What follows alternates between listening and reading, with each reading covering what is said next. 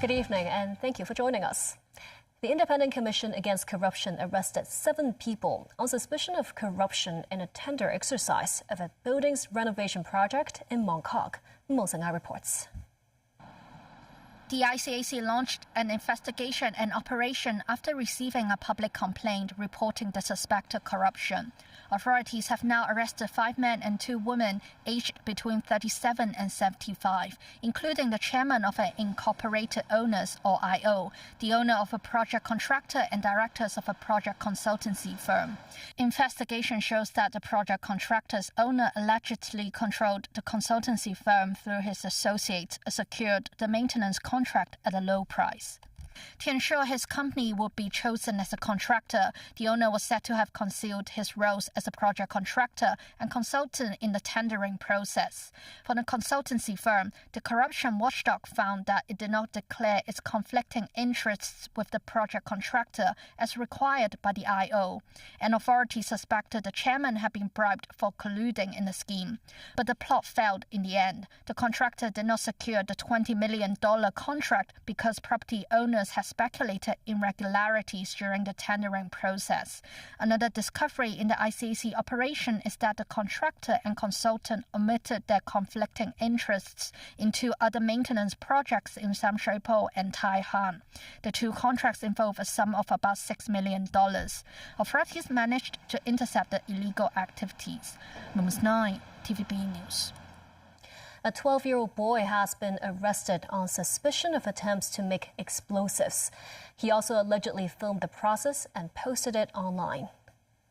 Police seized a laptop computer, a mobile phone, a bottle of liquid, and a gas mask.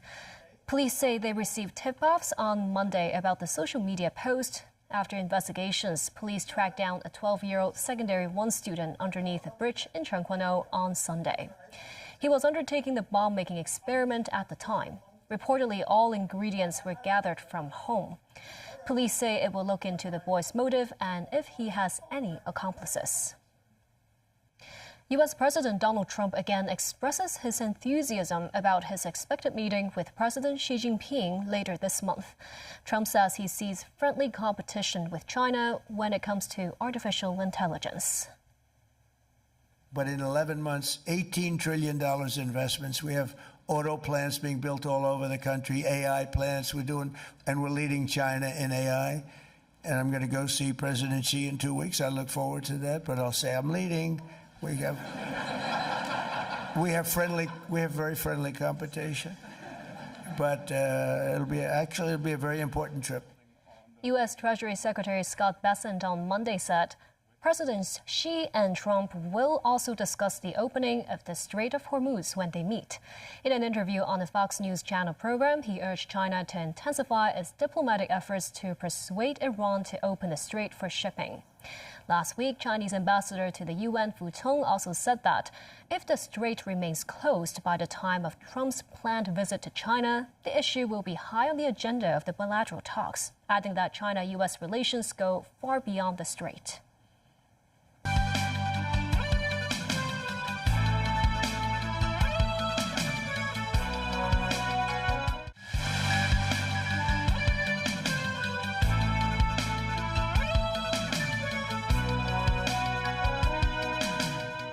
Welcome back.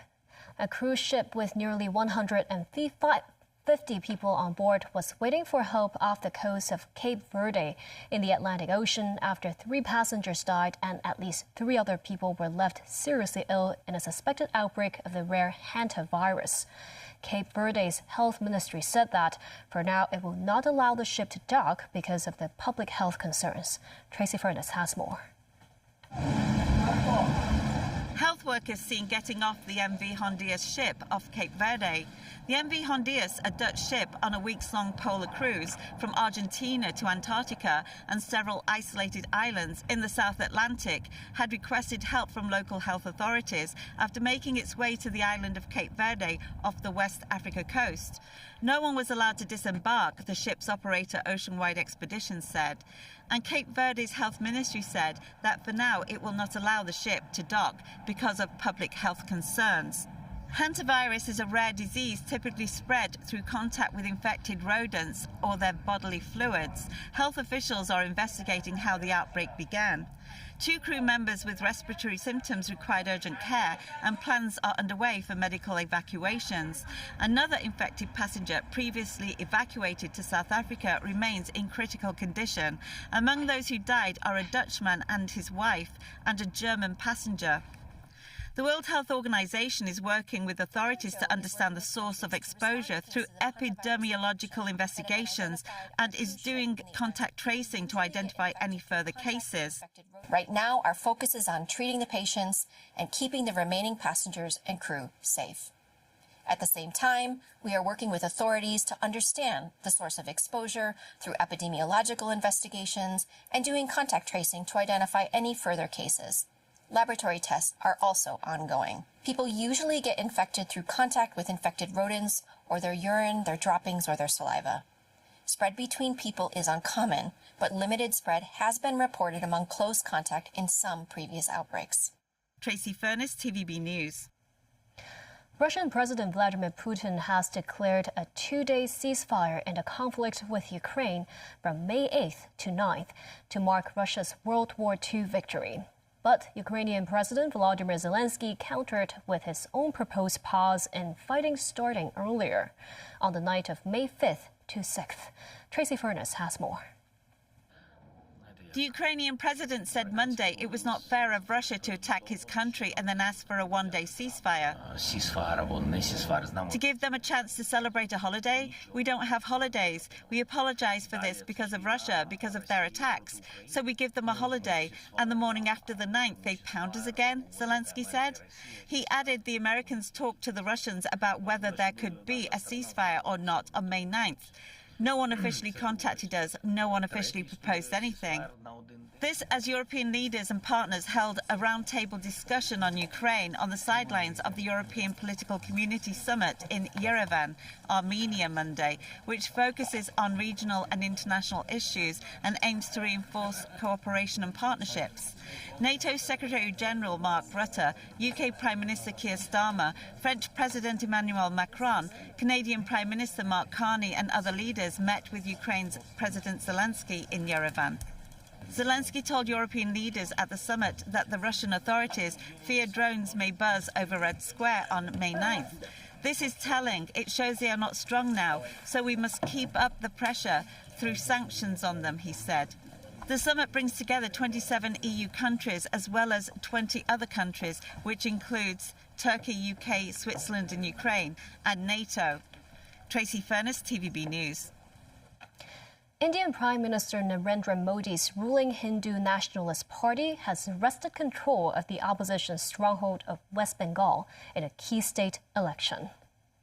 The Election Commission of India released partial results showing the Bharatiya Janata Party won at least 124 seats in a 294-member West Bengal Assembly and was leading in 83 others. Modi's party has never governed West Bengal and had tried for years to dislodge the All India Trinamool Congress government led by State Chief Minister Mamata Banerjee. She is one of Modi's most prominent critics and has held power in the politically influential state since 2011. Opposition parties have sharply criticized the polls in West Bengal after the Election Commission removed millions of voters from electoral rolls. The outcome in West Bengal was expected to boost Modi's standing and strengthen his position midway through his third term in office.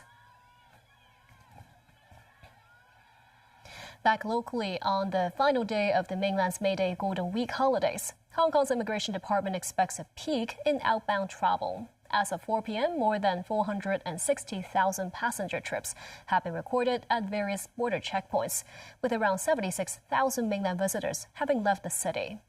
Over the first 4 days of the Golden Week holiday, mainland residents made altogether 900,000 trips into the city, rising 8.7% year-on-year. At the waiting hall of the West Kowloon High-Speed Rail Station, crowds were relatively light in the morning. However, departure boards showed that multiple long and short-haul trains to various cities throughout the morning and afternoon were already sold out. Because I bought the ticket yesterday and there's no more ticket in afternoon. Only in morning there's tickets left. We bought the last train that is going to Shenzhen, yes? Because all the tickets are sold out until 10 p.m., I think. A first-time traveler to Hong Kong spent $5,000 across 4 action-packed days here and plans to visit Hong Kong again in August. We go to bar drinking and eat lots of delicious food. 麦里浩径，对 we went to hiking. It's very interesting. The Travel Industry Council earlier said Hong Kong's small, medium-sized and large hotels all recorded an overall occupancy rate of 90% during the mainland's May Day Golden Week holidays, while room rates also rose by around 10% compared with previous long holidays. The Travel Industry Council says more mainland holiday makers decided to travel to Hong Kong after many Japan-bound flights from the mainland have been cancelled, coupled with the uncertain Middle East situation and the increased fuel surcharges, which ratcheted up the cost of travel to Europe.